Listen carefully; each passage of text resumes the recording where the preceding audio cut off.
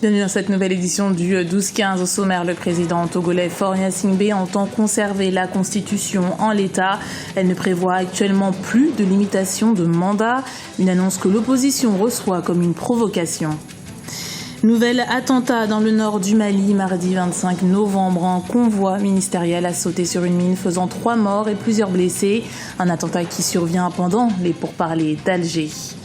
La coopération Sud-Sud investit le secteur de la santé. Depuis lundi, une formation a démarré au Ghana pour mieux former les agents sanitaires à la lutte contre le virus Ebola.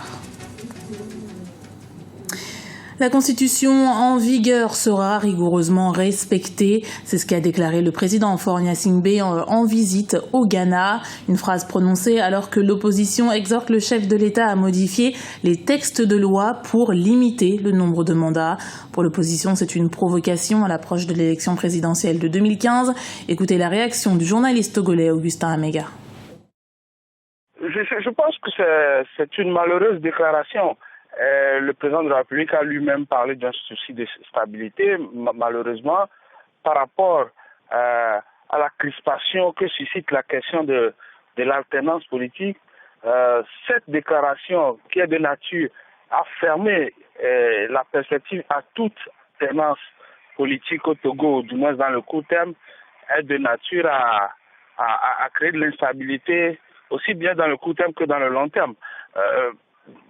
Tout le monde milite, en tout cas les églises, les partenaires du Togo, la société civile, pour des réformes consensuelles, de façon à ce que l'opposition aussi accepte la possibilité pour Faure Gnassingbé d'être candidat en 2015. Mais fermer la porte aux réformes qui sont attendues depuis 2006 sont, à mon avis, une malheureuse initiative.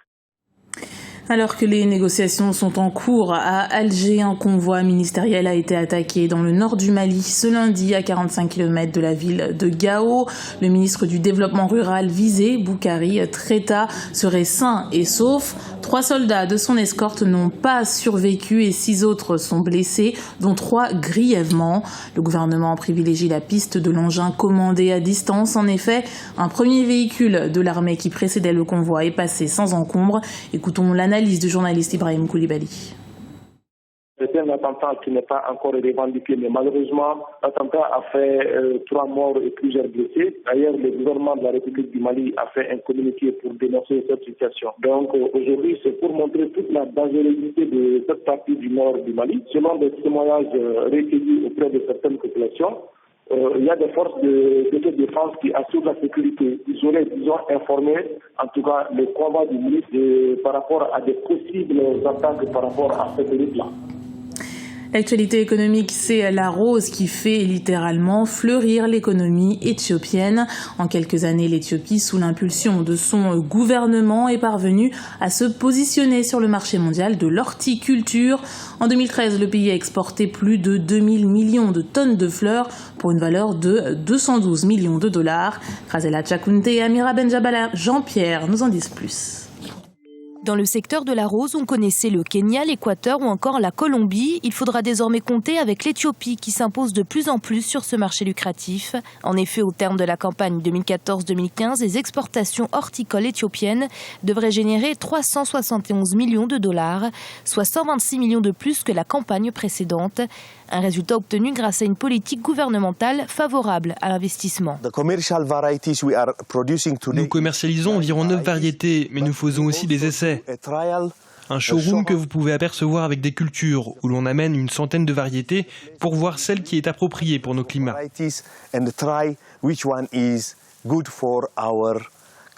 Le climat, voilà ce qui a rendu l'exploitation des fleurs possible en Éthiopie. Mais ce qui a réellement changé la donne, c'est son ouverture au marché. Le continent européen absorbe à lui seul 80% des exportations horticoles du pays. Depuis les années 70, l'Éthiopie était socialiste et il n'y avait pas de secteur privé.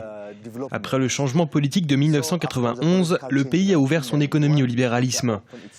Tout ce que vous voyez aujourd'hui, que ce soit dans l'horticulture, l'hôtellerie ou l'immobilier, est le résultat de cette politique économique en Éthiopie. L'horticulture serait donc une aubaine pour l'Éthiopie qui entend diversifier son économie. Un marché d'avenir pour l'ancien royaume abyssin, au point qu'il en est devenu la 5e source de revenus. Même si l'Organisation mondiale de la santé constate un net ralentissement de la propagation du virus Ebola, la barre des 5000 victimes a été franchie. Et pour lutter contre la fièvre hémorragique, la CEDEAO, la communauté des États d'Afrique de l'Ouest, a annoncé qu'elle formerait dès lundi 150 personnels de santé, des médecins et des infirmiers originaires du Niger, du Mali, de Côte d'Ivoire, du Ghana ou encore du Bénin. Alan Faro. Une coopération sud-sud dans le domaine de la santé. Annoncée par la CEDEAO, la formation entamée ce lundi au Ghana a pour vocation de préparer au mieux le personnel médical à contrer l'épidémie d'Ebola. Originaires du Bénin, du Niger, de la Côte d'Ivoire, du Ghana, du Nigeria et du Mali, 150 médecins infirmiers sont concernés. Il faut d'abord une formation initiale. Un petit peu d'information, et puis l'information c'est sur le processus de prise en charge des patients, et puis sur les notions d'hygiène et tout ce qui concourt vers la prévention avant d'arriver au volet curatif. Le manque de personnel de santé formé contre Ebola a été soulevé à plusieurs reprises. En plus de la formation de base axée sur la gestion sanitaire, l'aspect psychologique de la formation du personnel médical ne doit pas être négligé. Une formation psychologique est très capitale dans ce sens où le virus il est très mortel. Donc du coup il faut préparer d'abord les gens qui vont aller au contact des patients ou bien les gens qui n'ont pas encore contacté le virus. Donc une formation psychologique est vraiment capitale, il le faut.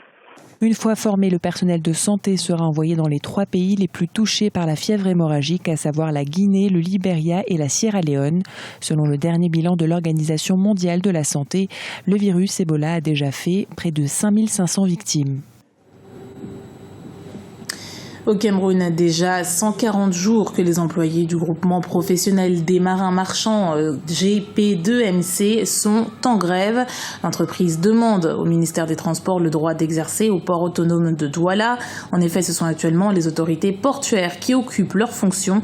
Les explications de Guevanido.